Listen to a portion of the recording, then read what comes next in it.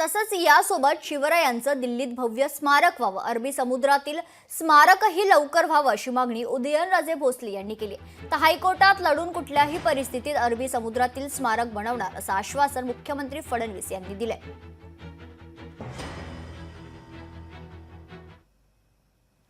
छत्रपती शिवाजी महाराजांचं एक दिल्लीत एक भव्य असं स्मारक व्हावं, ही सुद्धा प्रत्येक शिवभक्ताची मागणी आहे। अरबी समुद्रात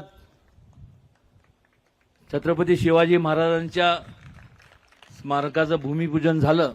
मी देवेंद्रजींशी कानावर घातलंय आणि एक मागणी आहे की ज्या छत्रपती शिवाजी महाराजांचं केंद्रात तर झालंच पाहिजे, पण महाराष्ट्रात देखील आज गव्हर्नर हाऊसच्या ठिकाणी जवळपास 48 एकर जागा आहे अरबी समुद्राला लागून, त्या ठिकाणी व्हावं असं अनेकांची मागणी आहे।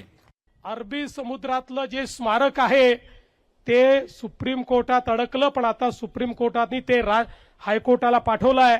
महाराज, आपण महाराजांचे मावळे आहोत, हार मानणार नाही। हायकोर्टामध्ये लढून ते स्मारक आम्ही त्या ठिकाणी मोकळं करून घेऊ आणि कुठल्याही परिस्थितीमध्ये छत्रपती शिवरायांचे स्मारक झालं पाहिजे, हा प्रयत्न आपला असेल। लोकशाही मराठी ऐका, पहा, जागरूक रहा।